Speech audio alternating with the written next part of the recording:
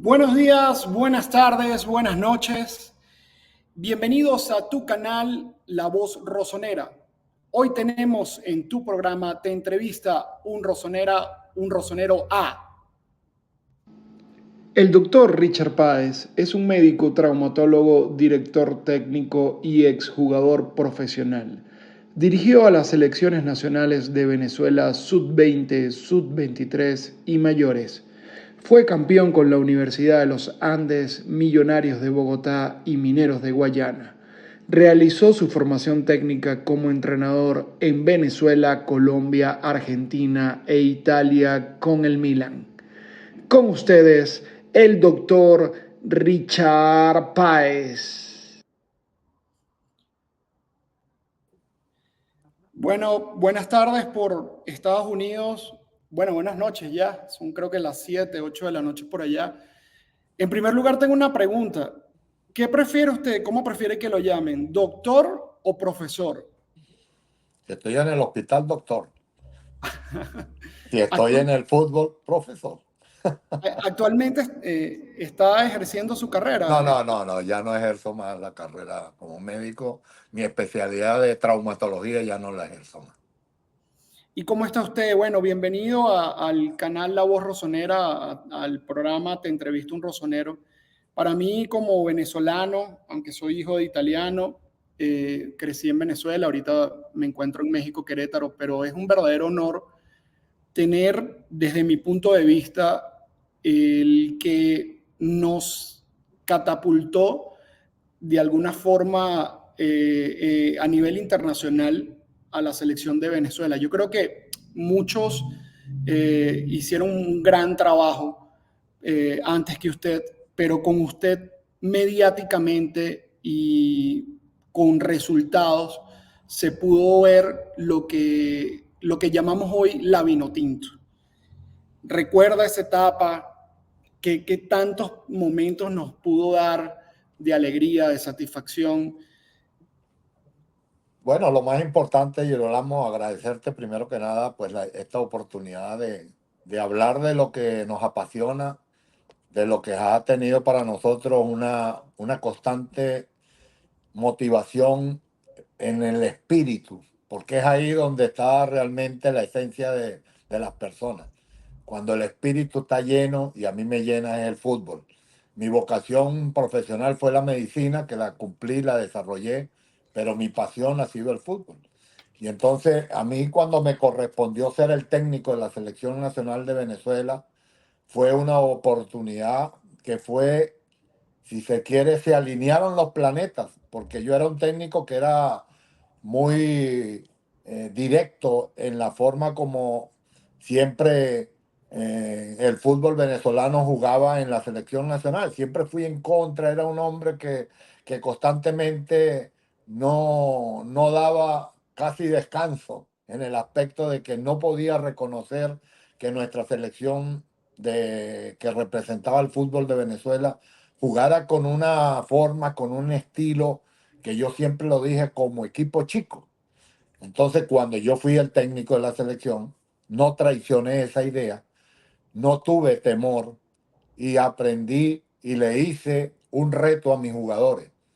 O sea, yo no fui solamente a ir a llevar un modelo, un estilo que como yo llamo mi fútbol virtual, sino todo lo que había aprendido, toda esa cantidad de experiencias vividas y que lo había vivido en equipos importantes. En este caso, mi formación, uno de los pasos más importantes fue haber pasado por el Milan. Entonces, toda esa información que yo había recogido, la vertí, la llevé de una manera como un tarro, como un cubo de agua y se lo llevé y se lo tiré todo completo a la selección nacional. Creo que el mensaje fue un mensaje contracultural. Nunca habíamos jugado con una idea de ser protagonistas. Y yo creo que eso fue lo que nosotros llevamos a la selección nacional. A mis jugadores les hice sentir que eran importantes, tan importantes como para jugar como protagonistas en la cancha. Y eso es un orgullo para nosotros, o sea, se convirtió en un orgullo para nosotros hasta vestir la camiseta. Y eso se transformó en prácticamente para usted a nivel deportivo, quizás bueno, el béisbol era un poco el deporte nacional, pero el fútbol posicionándose prácticamente como tercer, segundo deporte, era para usted un honor también dirigir a la selección mayores. Pero ahora, yo me quiero ir un poquito bastante más hacia atrás. Si yo le preguntara a Richard Páez, o sea, cuál es el primer recuerdo que usted tiene con el fútbol, con un balón? Yo particularmente fue el Mundial de USA 94, que lo vi con mi padre, lo vi completo, y tenía 8 años yo apenas. Pero usted, Richard Páez, en Mérida, en las montañas, en la ciudad, ¿en dónde recuerda usted ese primer momento mágico de enamoramiento con un balón de fútbol? Yo creo que fue en el Colegio Gonzaga, en Maracaibo. Mm. Fíjate que yo siendo gocho, merideño, nosotros como éramos una familia tan numerosa, porque nosotros fuimos 12 hermanos, todos varones, ¿ya? Una familia de 12 hermanos. Entonces tú entiendes que ahí lo primero que uno aprendía era competir, porque lo que había era competencia por todo. Mm. Entonces esa competencia la llevaba uno por dentro y creo que donde desarrollé ese impacto viral de contagio fue en el Colegio Gonzaga en Maracaibo, que siendo un colegio en una ciudad que el béisbol era lo más importante, nosotros en ese colegio, como era de jesuitas, nos obligaban a jugar fútbol. Y cuando nos obligaban prácticamente, bueno, eso era la único deporte que prácticamente realizábamos en el colegio y ahí comenzó ese espíritu de no dejarlo, de seguir, porque me enamoró esa competencia, me atrajo me sedujo esa actitud de competir a través del juego con un balón y con los miembros inferiores. Y como yo era demasiado despierto, rápido, picante, como decíamos, muy pícaro, pues trataba siempre de anticiparme. Yo creo que ese fue el concepto que me diferenció en el fútbol, desde que siempre jugué como un jugador que era muy adelantado para hacer lo que podía hacer la próxima jugada. Ahí vimos a su hijo Ricardo David. Sí, Le voy a hacer una pregunta. ya. ¿Quién tenía más talento?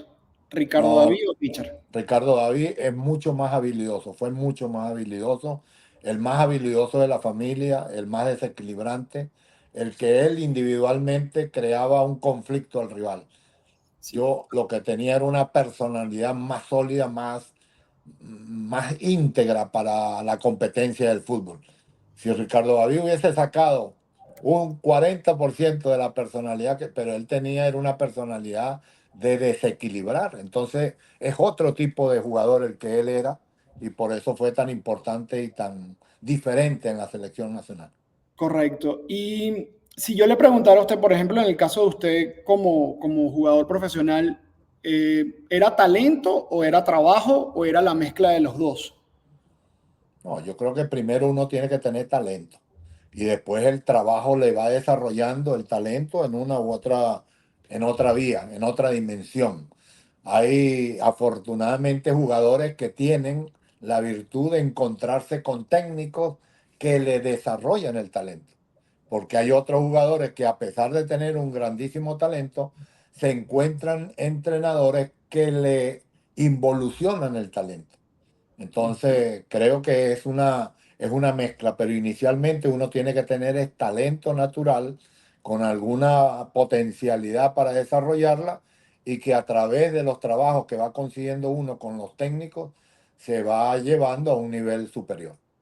Pero ya se diferenciaba, o sea, cuando usted era jugador ya había, cuando era juvenil, Sí, yo ya fui empezaba. campeón, como fui campeón nacional juvenil, ahí comenzó una etapa de cómo diferenciarse, porque a veces no es suficiente con ser bueno, sino que hay que demostrar lo que uno es bueno y para demostrar lo que uno es bueno tiene que ganar cosas, distinguirse de una manera diferencial en el juego y considero que, bueno, eso fue una carta de entrada. Fuimos campeones juveniles, después nos llamó la Selección Nacional Juvenil de Venezuela para participar en el campeonato del Suramericano Juvenil en esa época se llamaba el Juventud de América Y Ujú, bueno, ahí comenzó una historia de ir comenzando a hacerse notar Richard Páez como jugador, que en ese caso jugaba como un volante 10, pero yo tenía características de un 8 y medio. Como yo ujú, hablo, soy un jugador que conectaba de área a área y que tenía una visión panorámica que era mi máxima,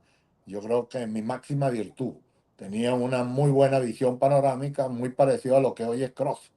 Cross, mm, ese tipo de jugadores así, pero siendo zurdo.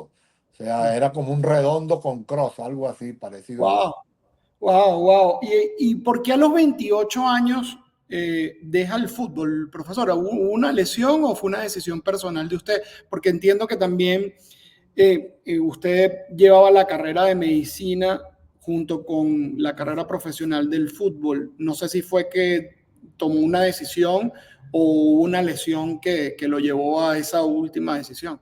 No, fue una decisión planificada y muy, muy de mucha autonomía, porque comencé a ir a la búsqueda de ser especialista en traumatología y ortopedia. A los 28 años me fui a hacer el posgrado de traumatología y ortopedia y ahí cesó mi carrera, parcialmente mi carrera profesional, porque cuando regresé de haber sido traumatólogo, jugué todavía 2 años más en el fútbol profesional venezolano con el ULA Mérida. Ujú. Y el punto que todos los fanáticos de este canal están esperando. Cuando usted decide retirarse del fútbol, empieza también a prepararse en la parte técnica y estratégica. Va a Colombia, creo que también tiene una aventura, sí, bueno, una preparación en Argentina, pero hay algo clave que es Maturana, que es Fabio Capello, que es Arrigo Sacchi, que es nuestro Milan. Yo digo nuestro porque evidentemente amo el Milan. No sé si usted tiene un cariño particular, me imagino que sí, por esa etapa Especial, vivida. especial. No Sí, es particular, es especial. en verdad, bueno, fíjese, imagínese. No, No, yo creo que realmente, esto no lo sabe mucha gente, la verdad. no, bueno, realmente para mí fue el comienzo de mi cambio como técnico. Yo Ujú, comencé con muchos conceptos, con muchas ideas, como técnico joven, tratando de imponer criterios personales que uno había visto, que observaba como jugador durante tantos años en la carrera profesional, haber tenido tantos técnicos que me marcaron desde el punto de vista de conocimiento, de visión, de observación, de cosas que evidentemente hacen diferente a los técnicos. Pero llegó un momento en que yo lo que me captaba una mayor visión de lo que quería jugar era un equipo que jugaba en Europa, que hacía un fútbol totalmente para mí fantástico, que tenía una cantidad de jugadores holandeses y que tenía jugadores de italianos de un altísimo nivel y que en ese momento tuve la suerte, porque siempre está Dios por delante, del ujú, contacto a través de Pacho Maturana, el contacto que vino a Colombia, Arrigo Sacchi y Fabio Capello vinieron a un evento internacional que hacían, un congreso internacional de fútbol que hacían en Cali. Yo ujú. estuve allá y a través de Pacho Maturano tuve ese lobby de contactar a Fabio Capello, primero a Rigo Sacchi, que era el que estaba, y después cambió, cuando ya me fui, fue Fabio Capello el que estuvo en la dirección técnica del Milan cuando yo llegué. Y ¿Qué realmente año? eso fue 92, algo así, 92, sí, 91, 92. ¿no? Ujú, Entonces, en ese tránsito que fue de Arrigo Sacchi, porque primero era Arrigo Sacchi que habíamos conversado, pero cuando ya llegó ya habían hecho el cambio y fue Fabio Capello el que estaba al frente del Milan. Y evidentemente fue una, una experiencia que me marcó en todo sentido. Yo tenía un concepto, por lo menos, en el manejo de la línea defensiva ujú. muy parecido a lo que hacían en Colombia, pero cuando yo llegué a Milán, que vi el trabajo que hacía, la forma del trabajo lineal del cuarteto defensivo de Milán, era otra cosa, era ¿Y otra cosa. cómo eran esos momentos? Era Milanelo, ¿no? Milanero. Llegamos a En Milanés. Yo me fui con el preparador físico nuestro, Luis Apolinar. Era el ajá. preparador físico que en ese momento trabajábamos con el Deportivo Táchira. y saliendo del Deportivo Táchira de entrenador, nos fuimos a hacer esa capacitación o una pasantía por el Milan durante 6 semanas. Wow, Nosotros estuvimos 3 semanas seguidas allá en Milán, 3 semanas. Primero Luis y yo me quedé 2 semanas más. Yo hice 5 semanas en Milán y en la cual, bueno, descubrí cosas internas de movimiento, de trabajo, de cosas que Fabio Capello en un momento determinado yo llegué, hablaba con él, le preguntaba y realmente para mí fue un libro abierto que me permitió conocer desde adentro lo que significaba el Milan como equipo de ese nivel. Y era, en ese momento, ganó la Champions League, ganó sí, tantas correcto. cosas que realmente uno, bueno, gracias a Dios pude estar en esa primera etapa de crecimiento en lo profesional. No, y como usted dice, el Milan de tantos jugadores, de los holandeses, Van Basten, Rijkaard, Varese, y no, Varese, ese, Cazorla, o sea, Casotti, eran, Ancelotti. sí, sí, era, bueno, y usted podía compartir, o sea, veía las prácticas de ellos, me imagino, ¿no? O Yo sea, estaba en el borde de Milanelo, ahí en el borde del campo de entrenamiento, sentado solo con las 3 primeras semanas con mi preparador físico. Cuando él se regresa, quedé solo yo. Oye, y a mí me impresionaba. O sea, como yo era técnico aquí que estaba comenzando y después observando la dirección técnica de este equipo de Milan, al principio lo que más me impactó fue cuando ellos daban las primeras vueltas de calentamiento y pasaban al lado de la zona donde yo estaba, que pasarían a 1 o 2 metros, porque yo estaba en el borde y solamente había una baranda ahí de metal, de separación, una baranda, que era 2 metros que pasaba. Y no los escuchaba hablar, no los escuchaba. Era puro la respiración. Eso ya me impresionó porque sentí, estos tipos están concentrados en lo que están haciendo. Es lo primero que te digo me causó una gratísima impresión. Nosotros en Sudamérica van hablando, van echando cuentos, van diciendo, mira, sí, anoche que estuviste, no, ahí hablando, mientras comienza el trabajo, mientras. Esto cuando suena el pito comenzó el trabajo. no, y me imagino también las instalaciones, No, doctor, ¿no? Milanelo era una cosa, Eran era de otro. primer nivel en ese momento, las mejores del mundo, o sea, Sí, sí, sí. eran, Habían distintas canchas, todos tenían sus distintas formas. Ahí comencé a ver lo que se llama una organización planificada de un entrenamiento que era coherente, con una dirección que marcaba como la fase fundamental del trabajo y a través de ese concepto que se iba a trabajar, eso lo desarrollaba durante todo el entrenamiento.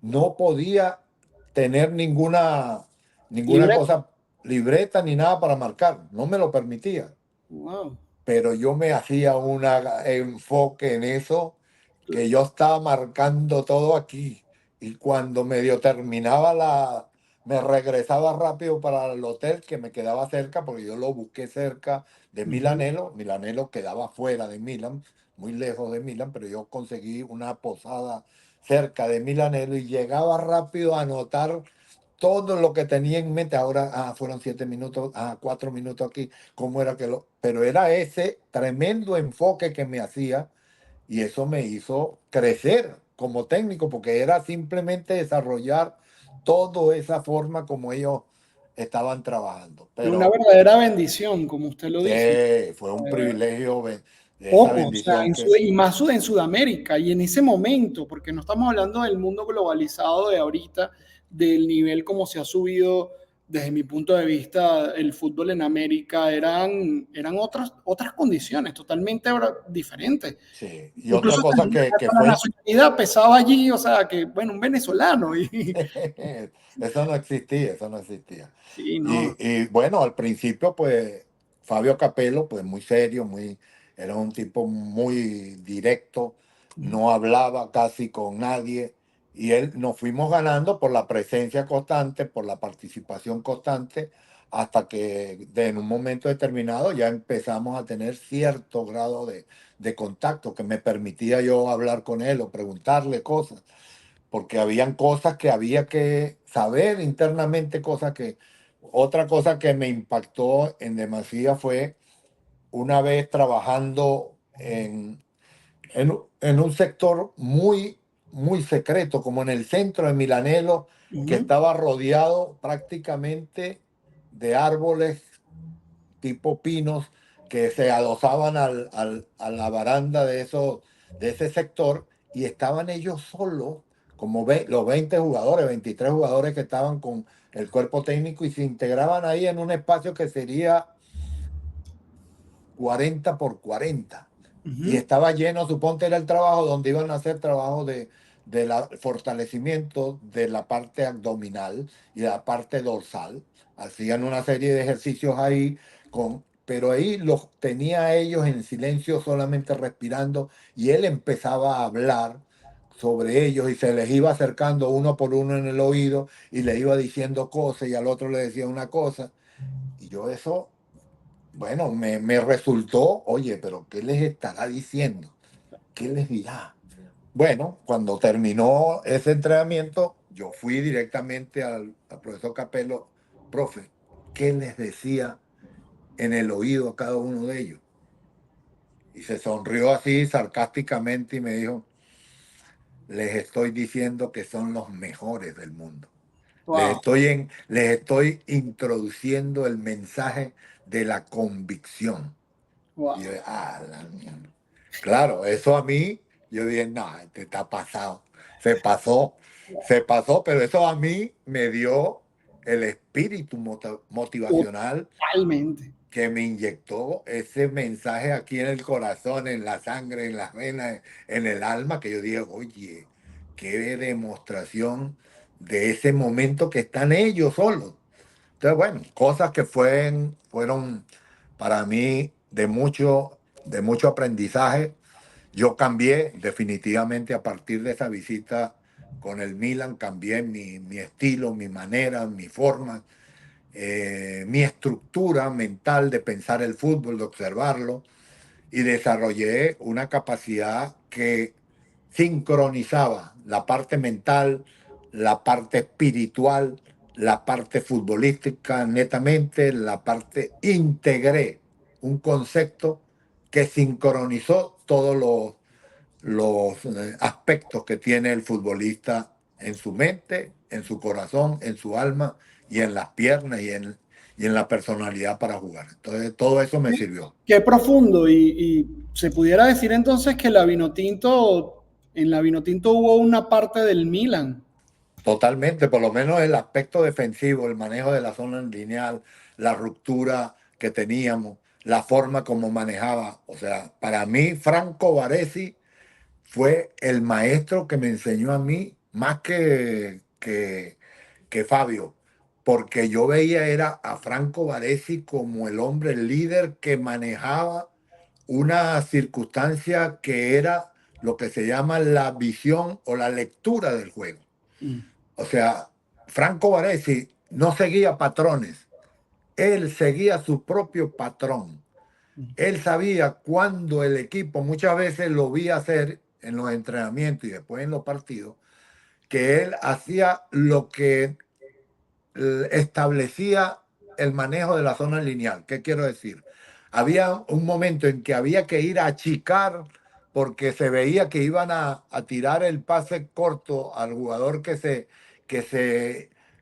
alejaba de la línea para recibir, y ahí es donde hay las rupturas y se tenía que compensar con un agrandamiento del otro jugador que maneja la línea. Y este Franco Baresi había momentos en que él interpretaba tan excelente al jugador contrario cómo iba a lanzar. ¿Será que visualizaba el gesto corporal de cómo iba a ejecutar el pase, si era a distancia o era un pase a corto? Y los otros iban a la presión y él agrandaba y se Wow, la ponían en el pecho. wow. O sea, cosas que yo decía, no, este tipo que está haciendo.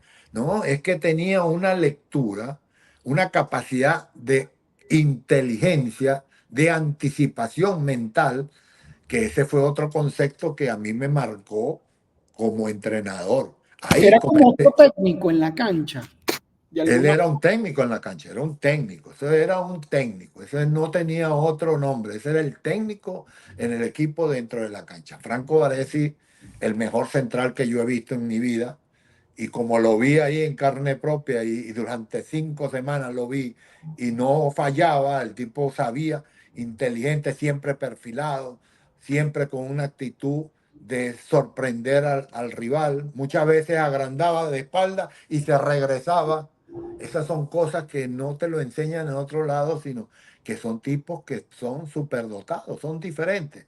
De ahí saqué yo muchas cosas para mis jugadores, que los hacía retroceder y de repente reaccionar en forma contraria para sorprender al rival que te venía llevando al área tuyo o a tu área defensiva. Entonces, muchas cosas aprendí con esa visita. Ahora, aprovechando y uniendo estas dos cosas, la parte técnica y estratégica con los jugadores, ahorita hay una situación en el equipo que es posible que después de un proceso de varios años se cambie nuestro director técnico, se llama Stefano Pioli.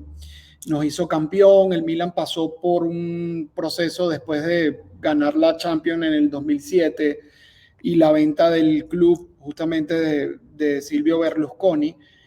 Cayó en una época que la palabra quizás es fuerte decirla, de desgracia, pero la verdad a nivel futbolístico sí, el Milan dejó de clasificar a la Champions, dejó de figurar en Europa y desde hace unos 6 7 años se empezó un proceso liderado de cierta forma por Paolo Maldini. Ya vamos a hablar un poco de ese apellido, lo que es para el Milan.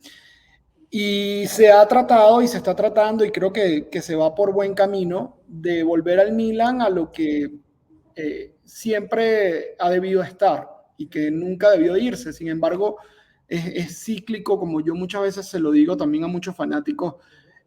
Todos los equipos, prácticamente yo creo que el único equipo que se ha mantenido lineal es el Real Madrid, sin embargo ha tenido algunos baches, por lo menos en Champions, más de casi 10 años sin ganar la Champions. Entonces, todos los equipos pasan por situaciones, el Milan quizás le duró un poquito más, pero ¿qué tanto influye, doctor, profesor, la parte técnica en un resultado de un juego? Si nos vamos a nivel de porcentaje, ¿qué tanto influye lo que indica un técnico o lo que hacen los jugadores? Usted como técnico y como jugador, 50 y 50, 70 para el técnico, 30 para los jugadores o al revés. Si usted pudiera decir un porcentaje sobre eso, ¿qué tanto influye? 100%, 100% antes del partido el técnico y 100% después, cuando comienza el partido, los jugadores. Okay.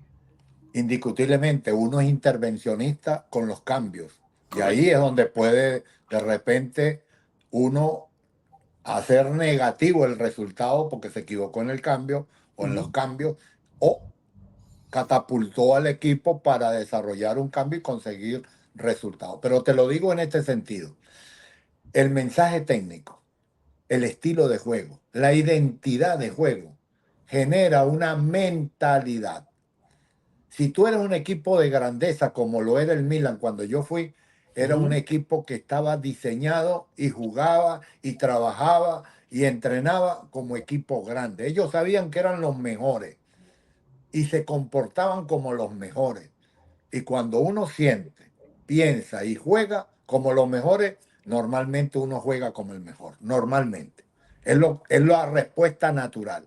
Cuando uno comienza a tener dudas, a tener problemas, a tener dificultades, y esa mentalidad se contagia, así como los virus positivos se contagian, los virus negativos se contagian más rápido, comienzan las dudas, comienzan las dificultades, no se entiende las ideas, hay choque de lo que dirige el técnico con los jugadores, no hay una en sintonía, una sinergia, pues evidentemente los equipos empiezan a resquebrajar la mentalidad de equipo grande. Y eso es lo que le pasó al Milan. El Milan perdió internamente esa mentalidad. No sé si fue lo de Berlusconi, no sé, porque Berlusconi fue un hombre que mantenía la línea tensa para estar en ese primer lugar en la lucha de la Champions League. Ese era un hombre, yo lo vi llegar en un helicóptero ahí a Milanelo y eso parecía que, bueno, llegó, Imponente. no, y todo el mundo sentía esa, esa necesidad de cumplir con todos los objetivos que se habían planeado desde arriba hacia abajo. Entonces creo que eso es lo que hace falta. Entonces los técnicos marcamos una forma, un estilo de pensar, de sentir y de jugar. Y después los jugadores que tengan la capacidad de aceptar ese reto y de desarrollar todo su potencial. Eso es una línea invisible. Usted sabe que acaba de decir, doctor, algo, mire, casi pego un grito de la felicidad, porque evidentemente, claro, yo tengo 38 años y yo tuve la oportunidad de ver un Milan glorioso y tuve la oportunidad en los últimos años de ver lo que habíamos pasado y tengo la oportunidad ahora de ver el actual Milan. Y es algo que yo he tratado de mandar un mensaje evidentemente a la fanaticada, ¿no? Pero yo considero que el Milan debe jugar con esa grandeza, que esa historia, porque en el caso de la Vinotinto se comenzó desde cero, por decirlo, ¿no? O fue un poco más difícil porque había que crear esa mentalidad. Pero en el Milan ya la hay, ya hay una historia, un peso de una camiseta. Y que los jugadores hoy por hoy no se les enseñe eso, o no, evidentemente sí se les enseña, pero que eso no se use como un factor positivo para que influya en los jugadores, incluso en nuestro estadio, porque pasan a veces cosas que tú dices, oye, ¿cómo viene un equipo chico? Bueno, chico entre comillas, ¿no? Con todo Sí, el sí. respeto. Un equipo quizás con Con malos menos historia, resultados. menos historia. Exacto, menos historia, con malos resultados, y viene y te empata o te gana y te juega mejor que el Milan y que esos jugadores lo permiten o que el técnico o que cualquier cosa, ¿no? Tú sabes que lo que se ve en ese momento, que es lo que uno escucha, es que estos jugadores no sudan la camiseta. Estos jugadores no le ponen el corazón. Estos jugadores le falta más energía, le falta... Jugadores caminando, por ejemplo, o sea, Claro, pero ¿cuándo tú veías a Varese en eso? eso para mí es la consecuencia de los equipos que no se han empapado Uh -huh. de esa grandeza. Mm. Porque tú ves a los equipos cuando son grandes, grandes, que los tipos no hay necesidad, para que corrieran en otra dimensión. No, es que les gusta lo que están haciendo. Sienten una alegría inmensa de desarrollar ese fútbol, que todos conocen lo que están haciendo. Todos saben que eso da resultados. Todos saben que ahí se van a divertir porque van a ganar partidos. Y ese es el mérito que se le da a los técnicos, a los cuerpos técnicos, a los hombres que comienzan a contagiar ese espíritu para que el jugador lo perciba desde el entrenamiento, desde cada jugada, desde cada conversación. Eso se va transmitiendo. Eso era lo que yo sentí cuando yo estuve en ese Milan. Cuando uno entraba a Milanero, tú decías, no, estos tipos son los mejores del mundo. Es que veía todo bien hecho, todo programado, todo planificado. En un momento determinado sacaban a Rijkaard que tenía un problema en un tobillo y el doctor, que como supo que yo era médico en aquel momento, me dijo, si quieres, me acompaña para ver lo que le vamos a hacer a Rijkaard. Y entonces lo llevó al sitio interno de recuperación Uh y -huh. le colocó un aparato que era como una especie de medidor de la presión que con el pie él iba a ejercer para presionar sobre una plancha que medía eso a través de una aguja y que tenía que llegar a un punto que estaba marcado en ese medidor. Si no llegaba a esa aguja, pues ese jugador no podía jugar el partido porque todavía no había terminado de asegurar la potencia que necesitaba ese tobillo para jugar al fútbol. Y él le decía a lo mejor Raika, no, ya estoy bien, ya estoy mejor. Y decía, tienes que llegar a esta aguja. Y él le faltaría 1 centímetro y ahí tambaleaba, y no lo dejó jugar. Nosotros en Venezuela, ¿qué hacíamos? ¿Cómo te sientes? Estoy bien. Mueve el tobillo, está bien. Pisa duro. No, ya está bien. Para adentro. No, eso Claro. es grandeza. Eso es grandeza. Eso es estar en un equipo grande, que sabe que cada uno de ellos es un jugador fundamental, importante, valioso, caro, de muchas cosas. Entonces, cuando eso sucede, cuando empiezas a perder ese brillo, cuando empiezas a perder esa naturalidad, porque eso es algo natural, eso no Ujú. es que tú lo pinchas para, no, vamos a ser grandes, no, eso es algo natural. Simplemente el jugador lo va percibiendo porque todo el mundo lo siente, lo percibe, es una atmósfera que se contagia. Entonces, eso es lo que me parece le está faltando ahí a ese Milan. Indudablemente, cuando uno ve este Milan y lo compara con aquel Milan, no hay forma de compararlo. No hay forma de compararlo. Qué gran aporte me está dando y nos está dando acá en esta gran sección. ¿Y usted ve el Milan? ¿Ve el calcio? ¿Ve la liga inglesa? Lo he visto en algunos partidos, ya no tanto. Ten la seguridad que el fútbol de Italia Ujú. en un momento no me gustaba porque era muy cerrado las estructuras de juego, todo el mundo marcando, hacía un juego muy presionante, no se veían jugadas de riesgo. A partir de que Italia ganó la Eurocopa, creo que ahí comenzó un cambio en el fútbol del calcio.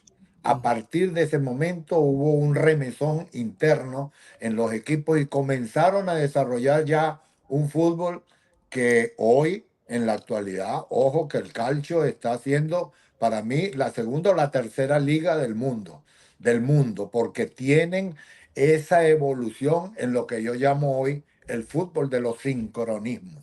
Ese fútbol que se adelanta en acciones, en desdoblamientos, en proyección de jugadores y que a ese jugador lo encuentra un balón dirigido por un compañero como el tercer hombre libre, como el cuarto hombre libre. Eso solamente lo estamos viendo de una manera constante en esas tres ligas. La Premier League, en ese orden, luego va la Liga Española, algunos equipos, no todos, y en el calcio de Italia. Lo que le hizo el Atalanta, hermano, al Liverpool fue una demostración de lo que estamos hablando, que al calcio se le ve de una manera quizás subestimada con relación a otras ligas y esa demostración que Y dio el además Atalanta, la competitividad que hay en el calcio, porque está el Atalanta, eso está es. el Milan, está la Juve, está el Inter, está la Roma. Realmente, evidentemente hay una diferencia muy grande en cuanto a estructura, poder económico, a mercadotecnia de lo que es la Premier y de lo que es el Barcelona y el Madrid. Pero el calcio viene ahí pujando, ha dado resultados los últimos años, finales en todos los torneos de clubes de Europa el año Sí, pasado, el Inter llegando a la Champions, este año también metiendo en la Europa League y en Europa League. clubes y ha venido creciendo. Ahora, una pregunta que la tengo acá. ¿Cuál es la diferencia que usted ve entre el fútbol sudamericano y el fútbol europeo? Usted que tuvo la oportunidad de estar allí. Si yo le pregunto una diferencia, la más importante, ¿cuál me diría? La velocidad. ¿Es más rápido en el La fútbol europeo? intensidad del fútbol europeo. La intensidad es mucho más rápido. Las canchas le permiten ese juego mucho más rápido. Tiene unas características en el corte del gramado que el jugador va condicionando y se va adaptando a eso con un juego con un toque más dinámico. El toque del balón en Europa es más dinámico que el toque de balón en Sudamérica. Al Sudamérica, el pie del suramericano siente como blando, mientras que el pie del europeo es un pie dinámico, es mucho más dinámico en el golpeteo de la pelota, en el golpe de la pelota, y eso se percibe. Tú lo ves, el golpe de un balón del suramericano y la pelota rueda normalmente, rueda. Mientras que en el golpe de los jugadores europeos de este nivel, estamos hablando, es un golpe que no rueda, no gira, sino la pelota va seca en el transcurso del recorrido. Y el Y la, beneficio del fútbol suramericano, algo positivo que usted vea en comparación con el fútbol europeo. no, el desequilibrio individual del jugador. El jugador suramericano individualmente es más desequilibrante que el jugador europeo. Por naturaleza. Por la habilidad natural del fútbol que se juega aquí, ante la presión, ante las dificultades de las canchas, ante las dificultades de todo tipo, el jugador busca la forma, las maneras de desequilibrar con acciones de engaño. El engaño del jugador suramericano es mucho más rápido en ese sentido que el europeo. Claro. Doctor, ¿y qué está haciendo usted actualmente? Cuéntenos un poco. Yo actualmente me vine para Estados Unidos en el año 2020 a raíz de la pandemia. La Ujú. pandemia fue la causa fundamental por la cual yo salí de Venezuela y además de las razones de la crisis que vivimos, pero fundamentalmente fue la pandemia la que ocasionó la determinación de venirnos porque veía en Venezuela muy malas condiciones para resolver o para enfrentar una situación tan peligrosa. Siendo médico, mucho más, veía mucho más dificultades en ese aspecto.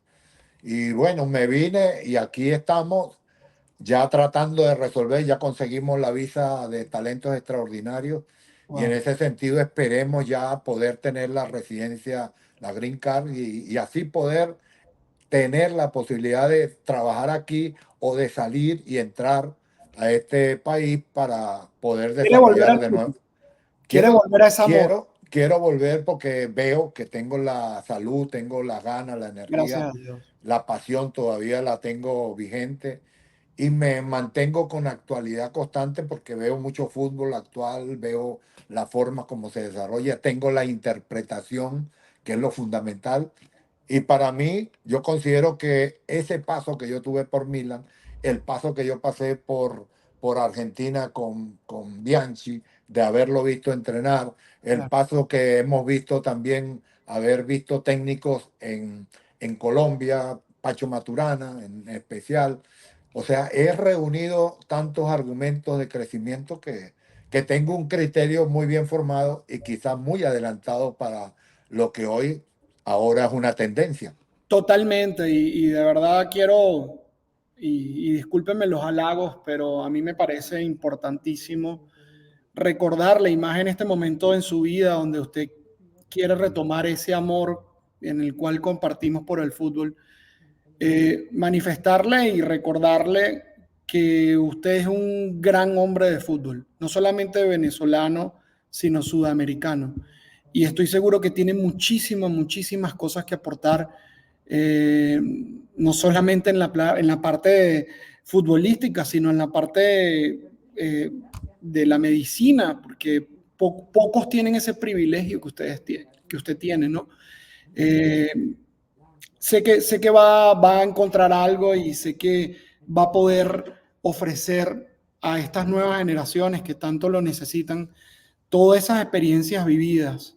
Eh, a veces, ahorita el mundo va muy rápido, ¿no? Pareciera que vamos a una velocidad que a veces ni siquiera medimos, pero yo creo que es mucho más sabio ese que va rápido y que se asesora y que tiene un asesor, que tiene alguien allí que puede brindarle toda la experiencia que usted tiene. Estoy seguro que en algún momento le va a llegar esa oportunidad nuevamente. Gracias, gracias, Girolamo. Lo importante es eso, tener esa pasión y tener siempre la actualidad vigente. Ahora vamos a la parte más dinámica de esta entrevista. Voy a ponerlo un poquito en aprietos. Espero que se sienta cómodo para responder. Vamos con dos secciones bastante dinámicas. Vamos a hacer un once histórico, profesor. Un once histórico tanto de entrenadores como de jugadores. Mm. Ahora, con todo el respeto que usted se merece, la formación o cómo nos vamos a parar en la cancha, sí la puse yo a lo Berlusconi, autoritariamente. Va a ser 4-3-3.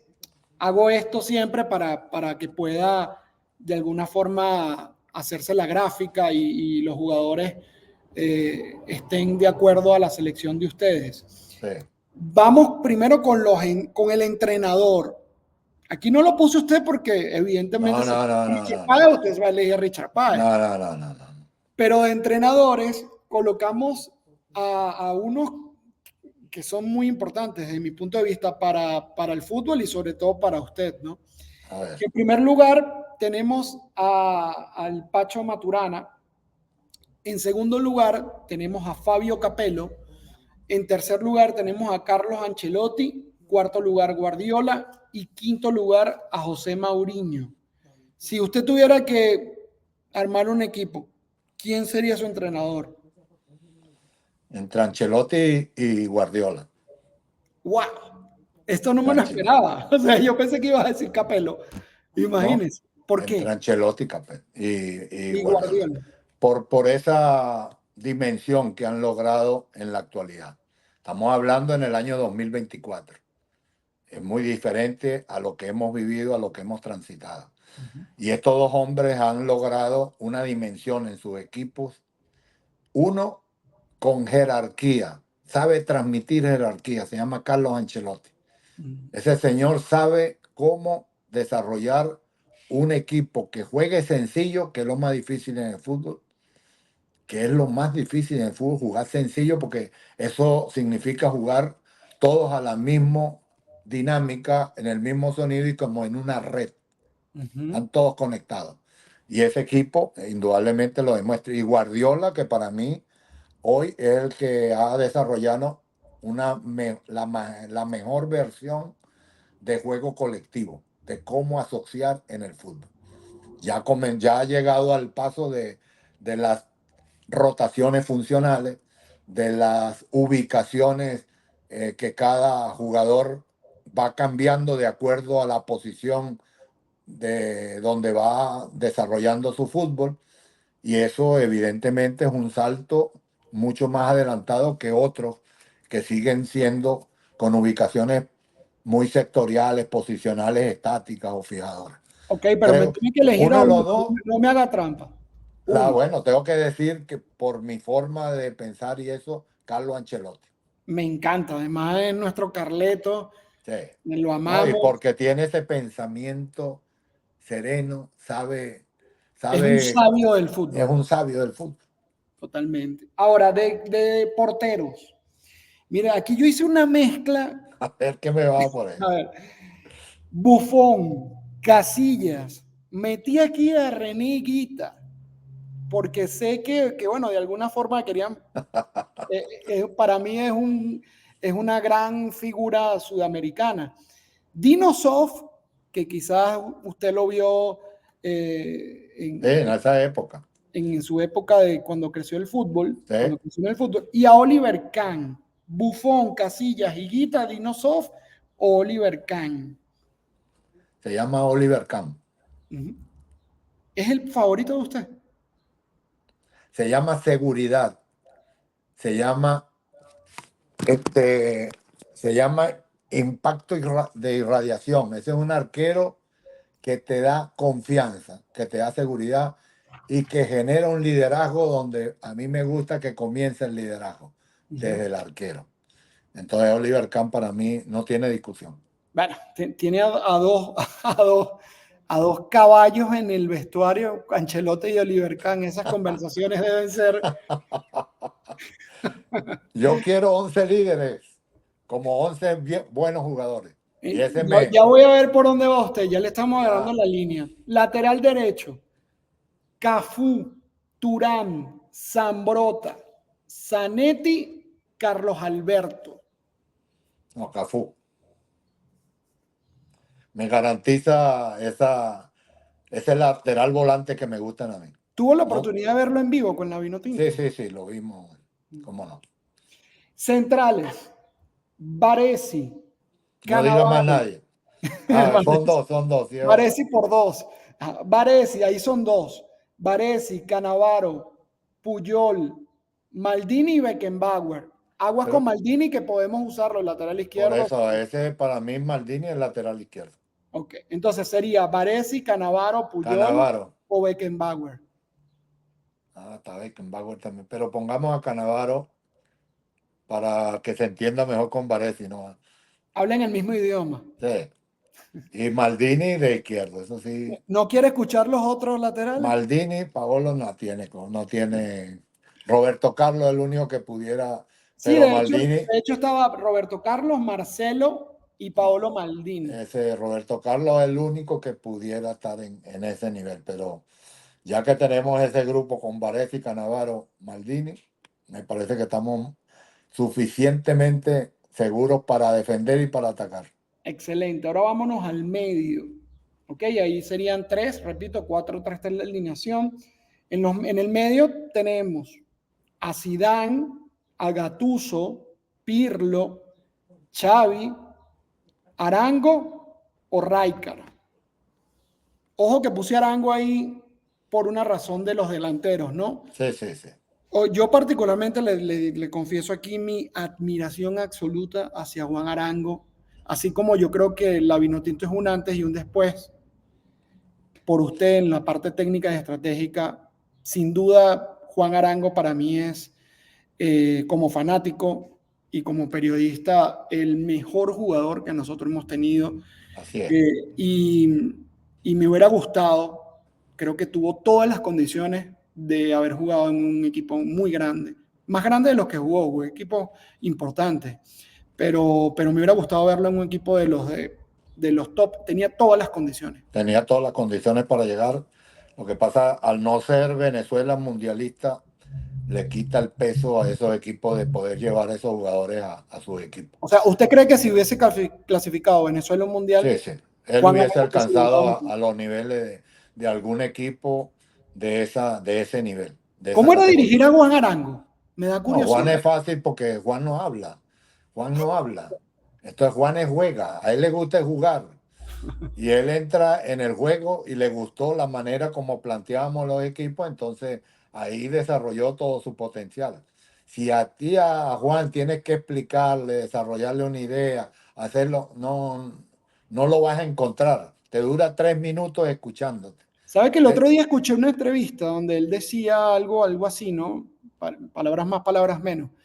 Que si él hubiese tenido la oportunidad de haberse desarrollado mejor físicamente y preparado mejor físicamente, él considera que hubiese rendido más. Mucho más. Es así. Sí. Entonces, ¿con quién nos quedamos de medio? Zidane, Gattuso, Pirlo, Xavi, Arango, Rijkaard. Son tres. No, tengo que meter a Juan con Zidane como volantes interiores. ¡Ah, qué belleza!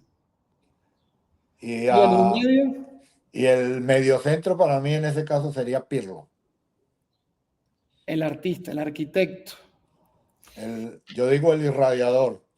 Se ¿Por manda qué? pases porque como está en el centro, Ajá. tiene 360 grados de hacer pases y con la eficiencia y la efectividad de pase que tiene, es un seguro iniciador de juego de pase filtrado por todos lados. No, Aquí les dejo otra anécdota de Pirlo que escuché hace poco también, me llamó mucho la atención. Parece que en un partido de fútbol él tenía una lesión en la pierna derecha y él no quiso dejar de jugar y dijo, no importa, yo no tengo que dar los pases con la derecha, doy los pases con la izquierda.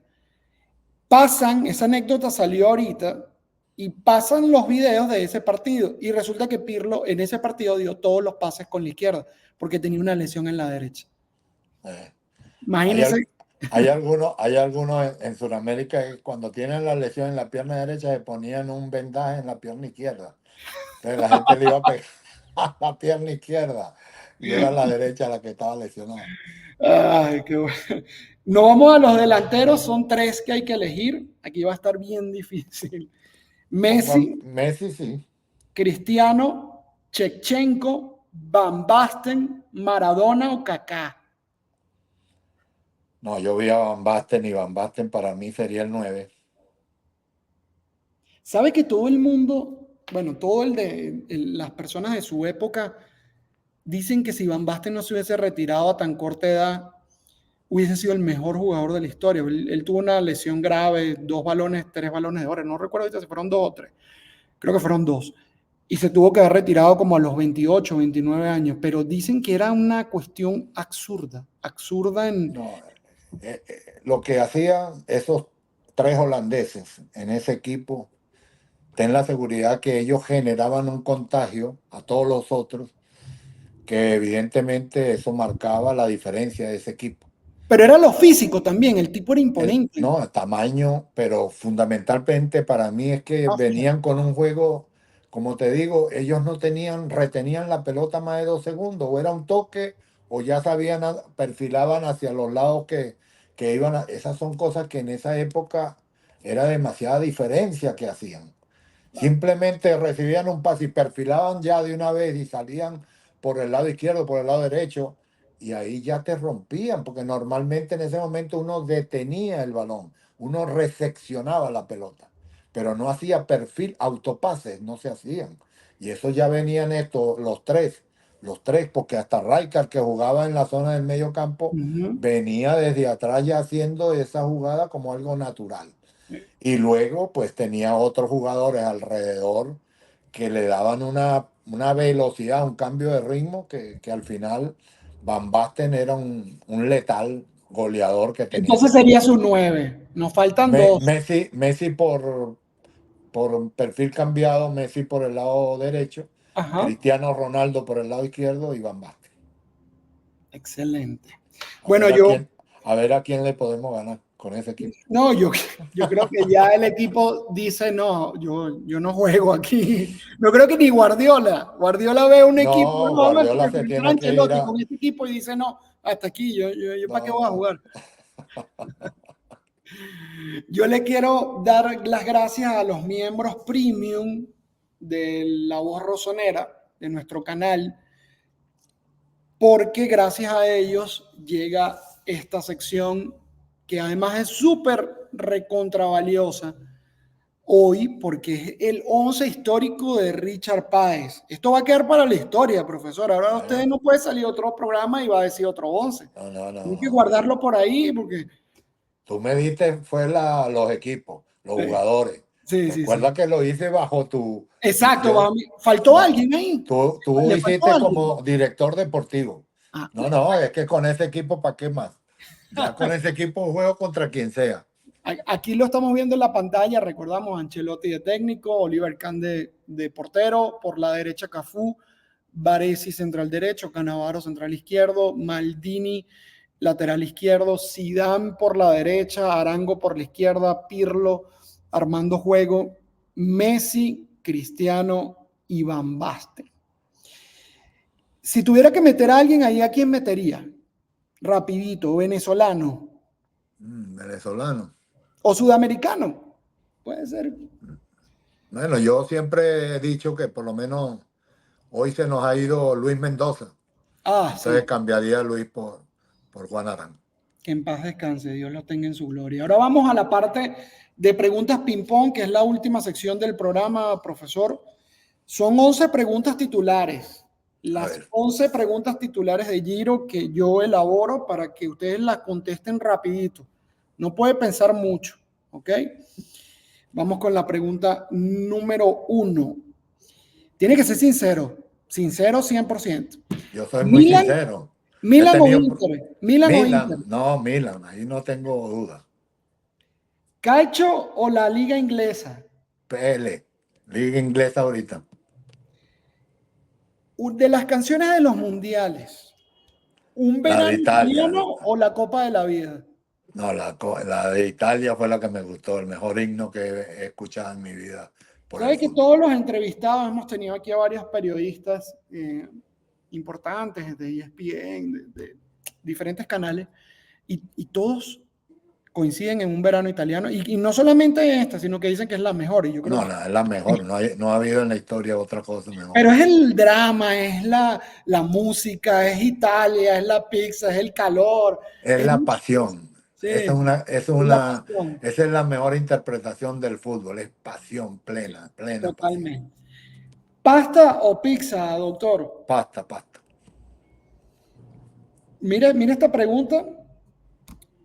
Su etapa en la Vinotinto en una frase. Eh, Se cambió la historia. No se diga más. No me diga más. Dejemos eso para que quede allí. Un recuerdo imborrable como jugador o como técnico de fútbol, pero fuera de los terrenos. No en la cancha, fuera de los terrenos, en un lugar donde usted dijera, en un avión, en una conferencia de prensa, donde usted dijera que se le venga a la mente, preferiblemente que sea positivo. En una marcha política de Venezuela había una, una marchante ahí que tenía la camiseta vino tinto y tenía aquí una pancarta en una marcha política. Fíjate lo que te estoy diciendo, que había en Venezuela en esa crisis. Ella tenía una pancarta aquí en donde tenía al lado izquierdo, mi amor, mi primer amor fue esta camiseta y era la de Brasil.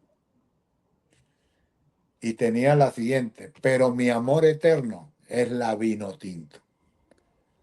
O sea, esa pancarta a mí me sacudió el alma porque eso era lo que le pasaba a Venezuela. Cuando hablábamos antes de por qué le pasa a estos equipos que fueron históricos, que fueron grandes, que, que perdieron el rumbo. Bueno, Venezuela nunca tenía rumbo, no tenía identidad, no tenía identidad. Pues esa pancarta me dijo, comenzamos a ganar identidad. Ahí comenzó a cambiar la historia. Séptima pregunta.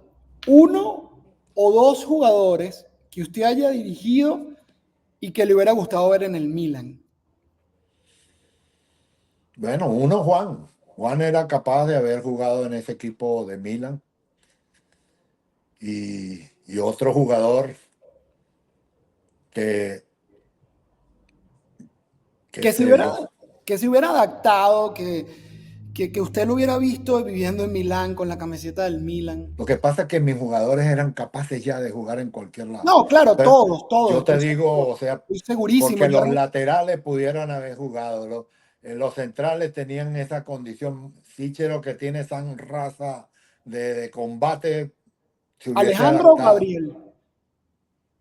No, Alejandro. A mí me parece Alejandro con una personalidad mucho más competitiva y de temperamento mucho más de esa gana. Gabriel, mucho más técnico, con mayor personalidad de juego, pero en estos casos estamos hablando de Milan, había que tener Claro, esa sobre todo por sangre la posición, ¿no? por la También, posición.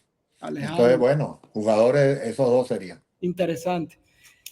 ¿Tuviste en tu carrera como técnico jugadores con la personalidad de Zlatan Ibrahimovic, Maldini, Baresi? Si quieres no me los menciona, o si quieres mencionarlo, buenísimo. Pero ese tipo de personalidades, ¿crees que son necesarias para los equipos de fútbol? ¿Lo ves como un requisito? ¿Te gusta? La personalidad de Baresi. La de Zlatan, la de los otros, quizás un poco sobrepasa el nivel Ujú. porque trasciende y muchas veces ese ego, esa personalidad puede avasallar a tus propios compañeros. Pero la personalidad de Baresi, que era un líder natural, pero que mostraba con su ejemplo que no era que había que gritar mucho ni pelear mucho, sino que mostraba en la cancha lo que había que hacer, jugar con esa confianza. Para mí esa es la palabra mágica del fútbol. El jugador que juega con confianza plena en sus condiciones y la desarrolla con quien sea y ante quien sea. Ahora aprovechando eso que me dice ahí, me viene una pregunta a la mente, una extra aquí. Vamos por la octava, pero me viene una pregunta a la mente. ¿Cómo es la relación de los técnicos con los capitanes? ¿Es una relación diferente totalmente con los jugadores? ¿O es la misma relación? ¿Cómo es esa relación? Yo creo que la personalidad para uno colocar un capitán no es por el que mejor juega o solamente. Si Ujú. mejor juega y tiene esa personalidad, vale la pena. Pero yo creo que es el que influye, el más influyente, el que contagia un estilo, una manera, el que transmite muchas veces sin hablar, una personalidad en la cancha que esté constantemente direccionando al equipo por el camino del resultado ganador. Muchas veces, Pero es fundamental tener una buena relación con un capitán no, siempre. indudable, es indudable. Es fundamental y necesaria y que es lo vital, que haya una conexión total con el capitán. Correcto. 9, pregunta novena. ¿Qué es el fútbol para la sociedad? Un desahogo. El fútbol que para la vida, para la gente, es una forma de botar estrés, de sacar toda esa cantidad de dificultades, luchas, esfuerzos. O sea, es un antiestrés. Okay. Y vamos con la última pregunta. ¿Algún partido de fútbol inolvidable para ti? Si no quieres dejar por fuera, te voy a permitir, no lo he hecho con los demás entrevistados, pero a ti pudiera decir 2. Si quieres decir uno solo.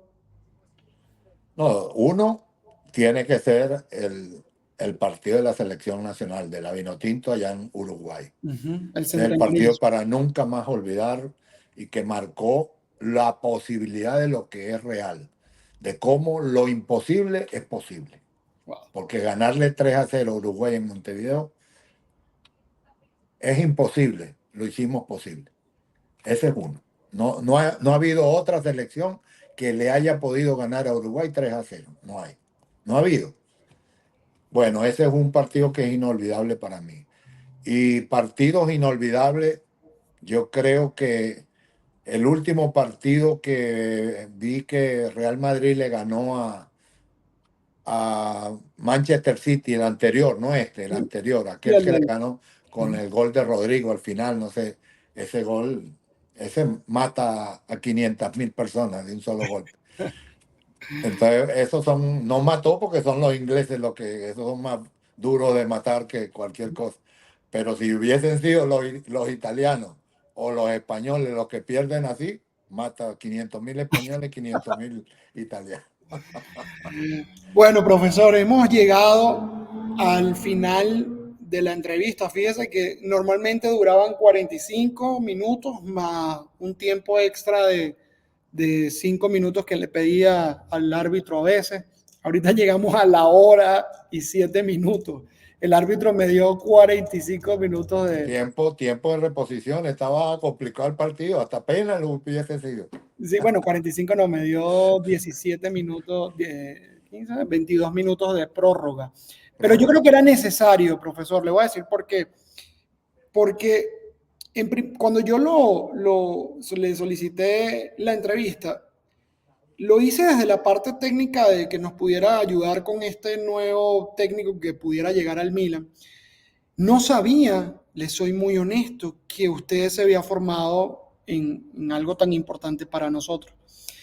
Y después, bueno, fue maravilloso poder conectar, yo creo que 3 pasiones, el fútbol, primero el Milan, el fútbol en general, y bueno, para mí como venezolano y para los sudamericanos, porque tocamos muchos aspectos sudamericanos también.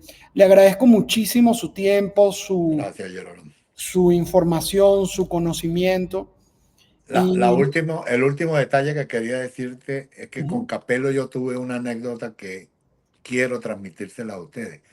Que yo en un momento determinado, ya finalizando mi presencia ya en Milán, yo le pregunté al profesor Fabio Capello, profesor, ¿qué hace usted para mantener esta mística, ese espíritu competitivo que tiene este equipo que gana una Champions League y viene al campeonato local y quiere ganar todo? ¿Y qué hace que estos jugadores no se quieran ir para otro lugar? ¿Qué es lo que hace? ¿Cómo mantiene ese espíritu, esa mística en este equipo? Y la pregunta me quedó así la cara, ¿qué hago yo? Ellos no se quieren ir de aquí. Ellos no se quieren ir de Milán. Lo ven como el mejor equipo del mundo. el Milan lo hacía todo. Ahí está la respuesta de lo que estábamos hablando. Bueno, nos vemos por el fútbol, profesor. En el nombre de Dios, le deseo mucha suerte. Saludos a Carlito. Chao, chao. Cuídense Muchas mucho. gracias. Y Dios me lo bendiga a todos. Amén. Chao, chao.